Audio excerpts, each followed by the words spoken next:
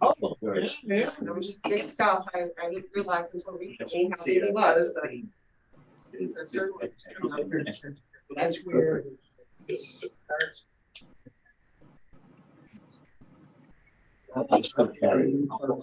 So here, do you need me again, or No, once you test it out, we'll be getting thank you, Tim. Have a great night. that's Hey, where you're he live. was You're live. in October. That's got his kid. Watched it online. Never meeting. Yep. How wonderful. Well, good luck. All right, our next item of business is public comment section. Go to the cause. We have one email. we have one email.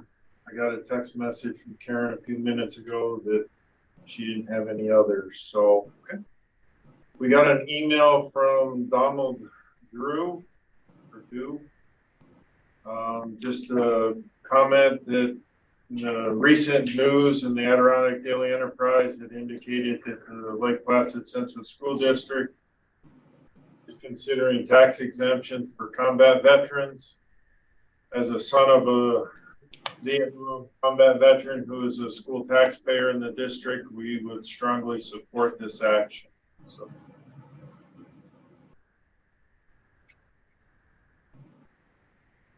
All right. On to information for the public.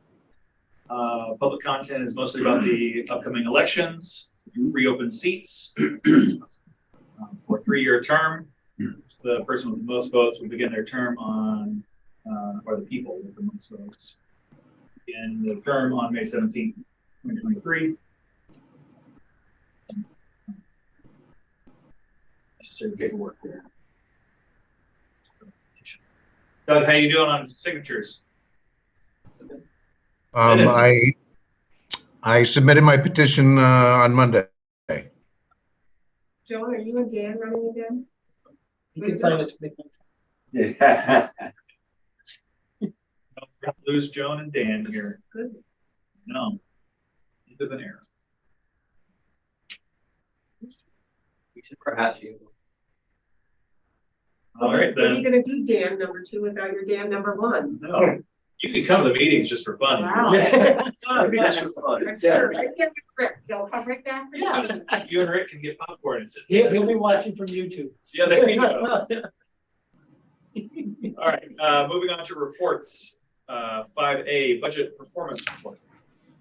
Okay, I've given you a bunch of documents like previous reports. We'll start with the first one, the budget performance report, which you see each month. We'll look at the month of February for revenue and expenditures. It's considered unfavorable. Revenue was down by $110,000 last year.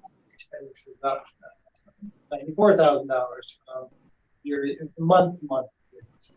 When you look at it fiscal year to date, our revenue we're sitting at 85.5% of our budget compared to 91. For our revenue, we're unfavorable by about $800,000.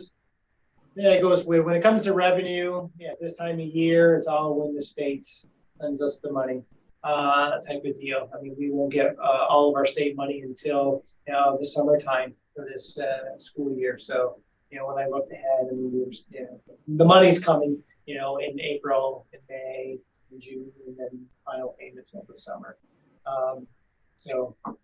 That's just always timing with these revenue. Expenditures, 61% expense so far, as opposed to 60%, is unfavorable, about $99,000 year to date. So that's you can see in terms of the categories. The projection is similar to what it was last time. Right now, we are projecting total revenue a little over $20 million. Based something different. Total expenditures right at this moment in time in terms of projection. It's actually projecting higher than what we've actually budgeted. And that's just it's a projection. It's a look at it. There's allocations that we do every year at the end of the year, moving federal monies into our expenditures that we spend out of the general fund, and then we offset it by our title funds, as well as some ARP money that has not been moved yet as well. We typically wait. I'm waiting for that till the end of the year to see how much we actually have to move, because we have that money until 2024.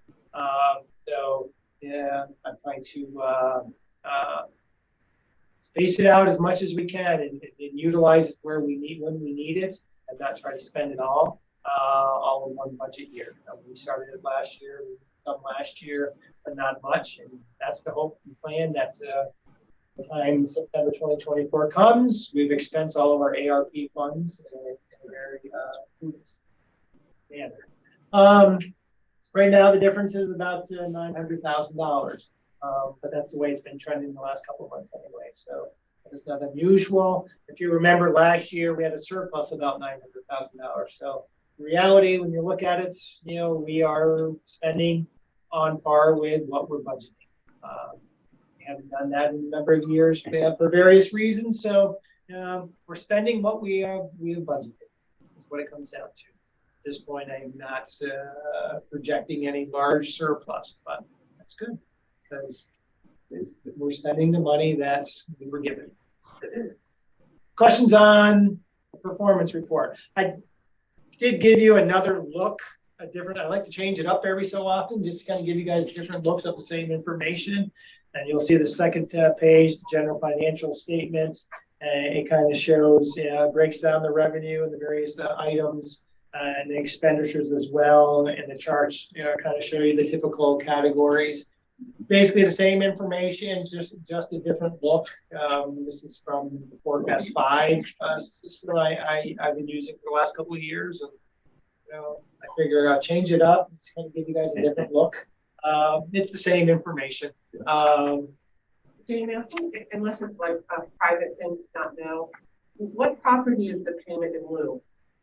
That is the pilot project. That is the commons building on West Valley. Yes, I'm pretty sure. Yes. Okay. Yep. And what gives them that status? They are probably, when they built the structure a number of years ago, they applied for this payment in lieu of taxes with the pilot, and the county accepted it, and so rather than paying the taxes off the actual value of the property, they pay us $1,000. The village gets, they have a pilot with that property as well as the town. Okay. So it's, their taxes are, I think, the same amount for each. Yes. Project was supported by Senator Stafford. Yep. Ooh, wow, that's a.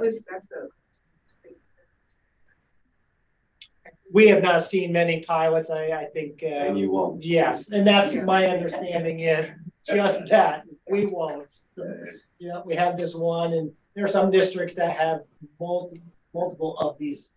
It's interesting. So the couple of new hotels that came before the town board. Right. So Yeah. the hotel owners did fairly well in Lake Placid. You're not giving anything. In the end, like for us, when it comes to pilots, the district has very little say in it. That's right. We're basically told that it's. Yeah, the town makes. Yeah, exactly. Nothing's on the horizon. That's not going to be happening. Any questions on the budget performance report? Treasury report. You can see that it's still, we're trending pretty well in terms of what we have for cash sweep. I'm still sitting at a little over $14 million in our insured cash sweep. That's spread out throughout, as we said. Betsy Smith and I kind of had a slight laugh, nervous laugh when we saw the Silicon Bank.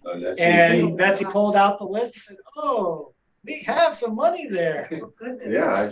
But the whole idea of the cash sweep is it keeps everything under the $250,000 limits, the FDIC insured. So in that respect, we're not too worried about it because it's under the limit. Yeah. It is federally insured. So we're not going to be out it was like $248,000 in change. But it's like one of 50 banks that we have on money in. Right. So when you look at it, cash receipts $32,000, cash disbursements. 186,000, 468,000. You can see that between receipts and disbursements, have more going out than coming in at this point. But that's not unusual.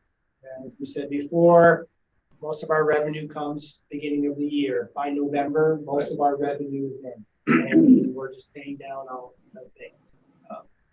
We are looking at, we talked about the cash sweep, we're actually looking at diversifying a little bit and moving some of that money out of the cash sweep, as well as we do have money in government savings, our restricted reserve accounts.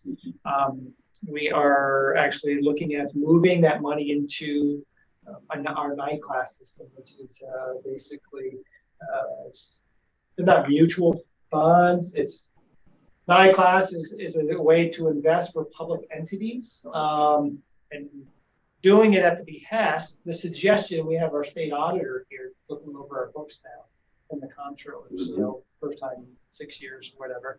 And she said, "Yo, by the way, I was looking at it since July. If you had your money in the NICLAS system," I said, "I don't want to hear it." She's like, "Oh yeah, you would have since July made about $190,000 more, and then your restricted reserve government savings account would have made about $20,000 more. So looking at a little over $200,000 more in revenue we would have generated if it was a NICLAS versus the cash sweep." But when you look at the difference, the cash sweep, it allows us to get to it a little quicker. NICLAS is about a 24-hour period. The cash sweep, we can pull it out in minutes. It is a little more conservative. As a result, the rates aren't as good as the NICLAS system. But compared to interest rates even a year ago, Yes, we're much better looking at. absolutely. When you're looking at it, see, our interest rates today were almost $90,000 that we've generated in interest. So we are exploring that. NICLAS is yielding about 4%, a little over 4%. So we are talking, thinking about. Other than the speed with which you can access the money, what are the other differences between the NICLAS and the sweep? No, it's diversified a little more. So it doesn't look at the sweep. It's sitting in bank accounts, basically generating interest as like a savings. Whereas NICLAS has it kind of spread out over, some are in FDIC insured, some are in T-bills. So is it actively managed? They're always looking for a better return? Yes, they are. They kind of review it almost on a daily basis. So why are we there? Well, that's where we're going. Okay. Yes, absolutely. I reached out to NICLAS to figure out, how do we create sub-accounts, because we already use NICLAS for our scholarships. And really, it's just a matter of we can create the sub-accounts ourselves, because we already have a NICLAS account.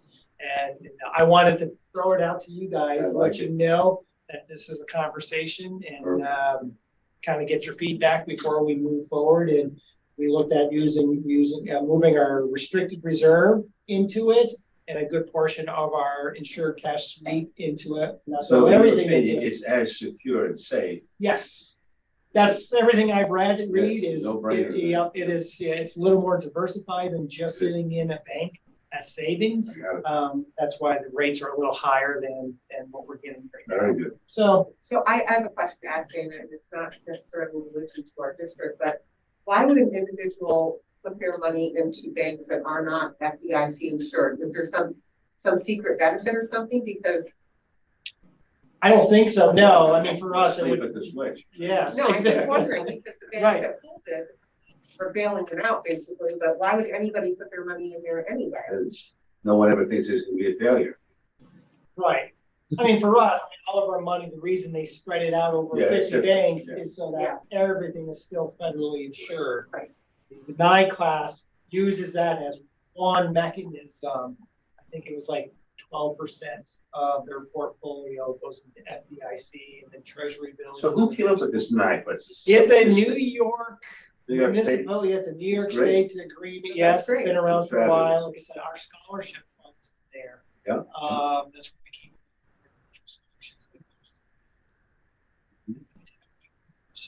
I haven't seen a statement yet. We look at them on a monthly basis. We do this. We get the NICLAS statements as well. And she's like, I've never seen anything as a negative. Sometimes it's nominal increase, but I've never seen a negative in terms of a return in Right. NICLAS. So our the state auditor is saying, hey, could be a spot to put your money because you'll generate more revenue. It got me thinking more so that it's legitimate. Yeah, right. Consider the source. Considering the source, that's right. Right. Yeah, you can't really trust the finance people because they have the memory of goldfish. Yeah, that's right. Exactly. But if she's saying, It never happens.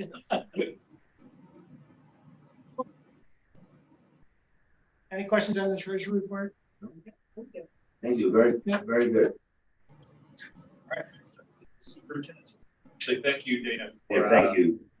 for those reports, but also for bringing out Elizabeth Wilkinson. That was on my list to. Oh, that, yeah. yeah. Information on the board that. Yep. She's here. She's auditing us. I got a phone call. Yes, yep. If I knew of any impropriety that was happening. You know, in the end, when I look at these things is, you know, we want them to come in, and if we're not doing something 100% accurate, we want to know so that we can correct it. I mean, that's really what it comes down to. All right. Tim, take it away. All right, so we'll start with athletics. And my reports uploaded again for your reference at any point as well. But our spring sports began last week, but they're beginning in earnest this week with, seems like a millennia ago, but we had egregious weather last week and winter carnival and professional development days. So in essence, practices really are getting underway this week.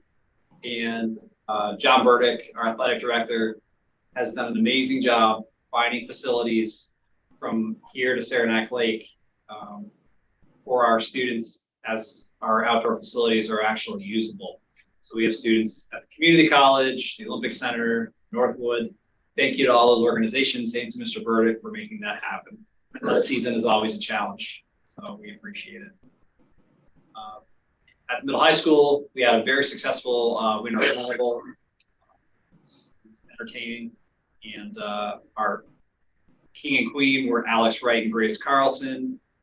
We had the usual frivolity and competition among the classes, and sophomores won the favored lip dub competition with a cameo in a police vehicle. That was super cool. That talk about small town cool. So that was excellent. And Cora Clark got the usual resounding rounds of applause whenever she was referenced as our Archbishop amongst all who were in attendance. So thank you to Cora for being a fixture of our school and community. The DC trip is ongoing. So students left this Sunday. They're slated to return tomorrow night. Thank you to Ron for sharing some of the pictures and videos already. Pretty cool to see kids dancing outside the White House today. Yeah, that was Yeah. great. That was cool. Weather's been pristine, I'm told, and you know, cherry blossoms abound. So we're excited that the kids have that great opportunity, and that Karen was able to go in representation of the board as well. That's fantastic. As I referenced earlier, our Woods trip is about to take place. Our first trip was a mixed group of age-wise of males in the district.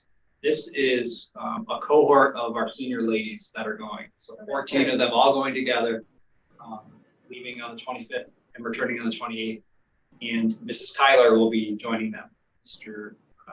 Baker was the staff entrant last time, and Ms. Kyler will be picking up where he left off. So thanks to all of them, and we wish them good travels, good eats, and warm weather on China. Prom. The prom is, as I've mentioned before, is getting closer and closer. It will be through break, and before you know it, we'll be celebrating on the 20th of May at Whiteface Lodge. So excited for that. The Broadway Showcase, which is a fundraiser for the New York City trip for high school band and chorus, is going to take place next Thursday night. So we encourage anyone in the community to come and support that dinner show fundraiser. It's in year 3. And it's been great success. And we have a craft fair coming up on the 25th. I believe that is this Saturday.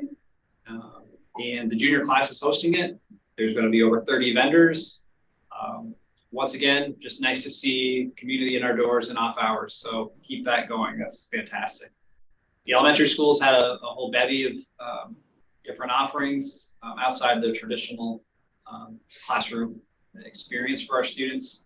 On the 15th, our 5th grade students who received a grant through the Educational Opportunity Fund, they presented on their composting project to other students, and they're working with the middle school students as well. So good turnkey between the two buildings. We always like to see that crossover between middle, high, and elementary students, and decreasing our carbon footprint. We're still in Read Across America Celebration Month, so we've had Read Like a Cowboy. It's part of Read Across America, where everyone drops and reads like a cowboy. And Read Like a Boss is another popular one yesterday. And of course, Mrs. Franklin alluded to in previous conversation with the board that we had a dance party with NCPR on March 16th. So David Summerstein from the Beat Authority came in, and the pictures of that, if you haven't seen them yet, are on the Facebook and website. But kids were getting down. It was pretty great to see. And we have a visit. We had a visit today from Cornell, just talking about farm to table options in our 2nd grade classrooms. They have a lot of great offerings from Cornell at the 2nd grade level, so all good things. And then just shifting to our community schools, 2 new programs that we're looking at pursuing, one in the near term, one in the summer. The near term one, Mr. Clark is presently working on a 1-week staycation during the 2nd week of our 2-week April break for our students who may not go to warmer climes, and they will experience an entire different array of experiences based more around the arts and culture and some physical exertion too. It won't strictly be tethered to the Olympic experience, as was the case with the MacPac program. So really diversifying and giving kids a robust opportunity for enrichment. When we interviewed Mr. Clark for the role last year, he pitched this idea immediately, and it's going to come to fruition, which is really excellent. And the second program is a full summer enrichment series that will take place over the course of 2 weeks, where our teachers will have an opportunity to teach things that they have great knowledge about, but are outside the traditional curriculum. So it'll engage our staff in a different way, and it will engage our students because they're going to learn about skills and hobbies that are necessary for adulting and for life, but may not always get embedded into the curriculum. Good things happening with our community schools program. That's great. It is great. Very It exciting. really is. I mean, It's the community fabulous. schools thing Yeah. is like amazing. It is. And we just started. It really is. So Tim, on the community schools, how did the adult classes work out? To my knowledge, very well. We had over 60 participants. I went to the cooking class one night just to take it all in, and I talked to Mrs. Franklin, who did the painting classes, and Mrs. Kirshner, who did the dance classes.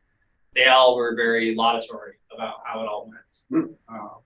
And the pictures are a who's who of Lake Placid. There are people who have no affiliation with the school whatsoever. One of them is an alum from the district who literally said he hasn't been in the building in 40 years or something.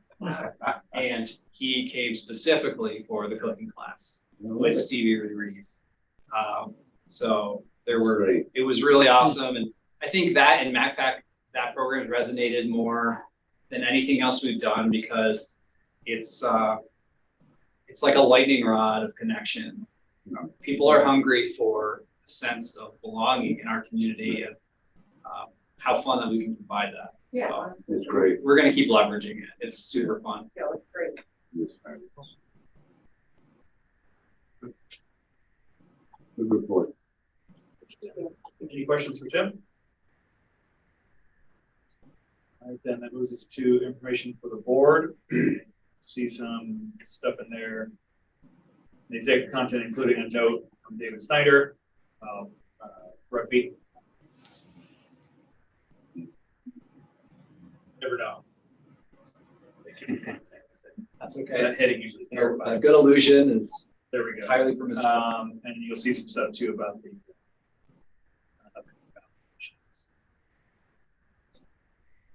And just a reference to that, but we should probably have a brief dialogue if you're amenable to that. Just,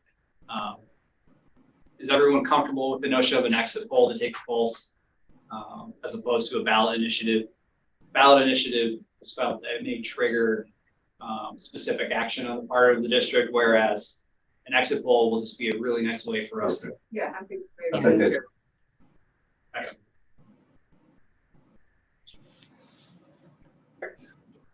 Any other questions? 6A is minutes, which stuff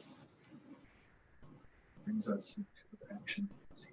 First is BOCES board nomination. Recommended action be it resolved that the Lake Placid Central School Board of Education nominates Peter Lynch for a 3-year term on the Franklin Essex Hamilton Board of Cooperative Educational Services from July 1, 2023 to June 30th, 2026. Do I have a motion? Move it. Thank you, Colleen. Ron was a second. Any discussion? Yes, thank you for There's work, Yeah. volunteerism. exactly. So if everyone will vote, all those in favor say aye. I, Aye.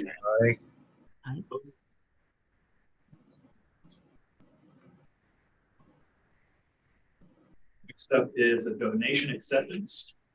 Recommended action, whereas Lake Placid Central Schools Board of Education Policy 66255, donations, gifts, and grants to the district allows for the superintendent of schools to accept on behalf of the board gifts and donations having value less of $1,500, whereas the monies received in the total amount of $2,500 from the Empty Can Industries LLC for the purpose of funding the backpack program. Now therefore be it resolved in accordance with policy 6255, the Board of Education hereby accepts the checks from the Empty Can Industries in the amounts of $2,500 program. Do I have a motion? Do I have a second? I'll second it. Colleen? Yeah. Any discussion?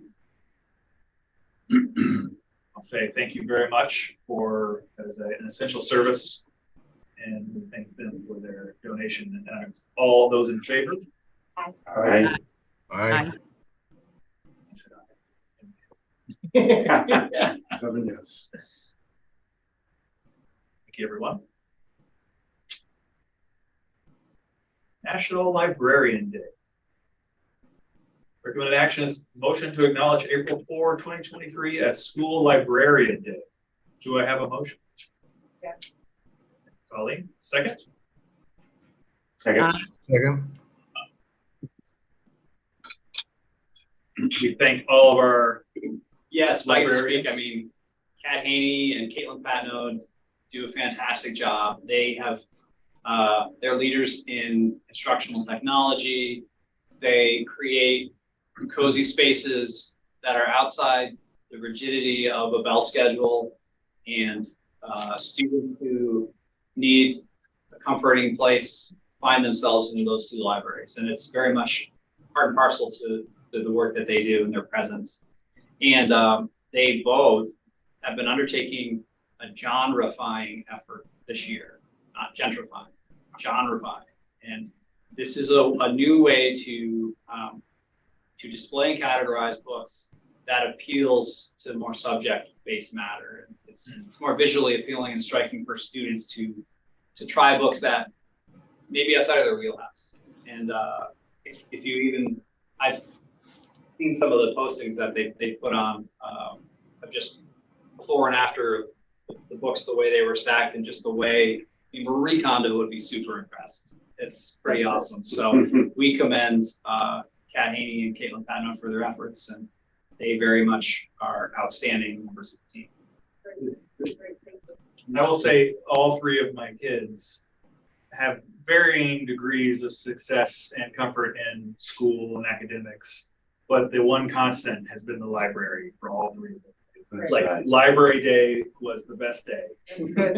regardless. It was, so thank you very much to them. Nice. But we need to vote on it. So all those in favor? I Aye. This is gonna throw me off. Take a breath. Or burn a daylight. I like it. That's I right. like it.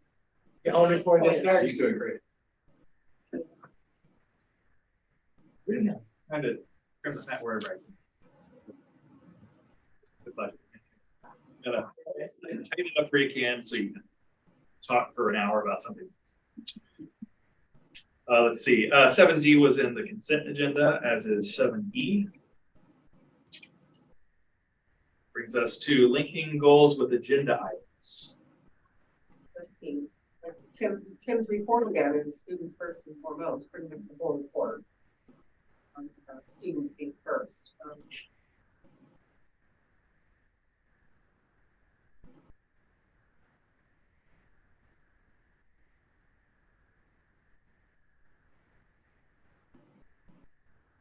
And I think too, the information that we have for the budget and all that is definitely community.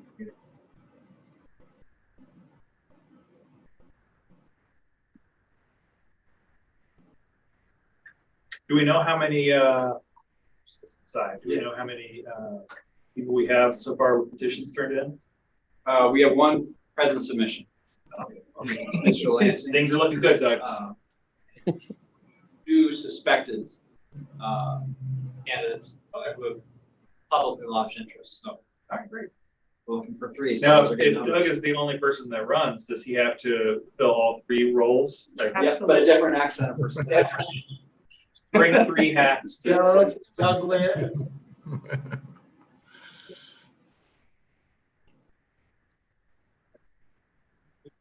So has rescinded her minimalism now that she has children. She Oh, is- that's what it took. She has gone back, said, you know, it's just not practical. I love it. All right, so next is for the good of the cause. Do we have any? Got nothing from Karen.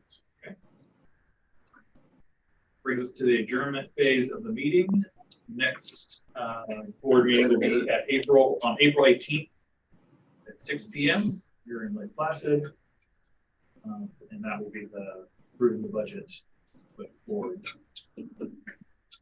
All right. Any old agenda topics? Any new agenda? Well, basically, under old, you have the veterans and firefighters, ambulance drivers exemption, but we're gonna do Oh, I see the it.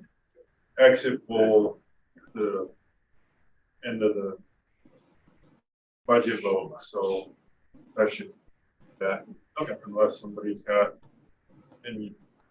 Nope. It's good.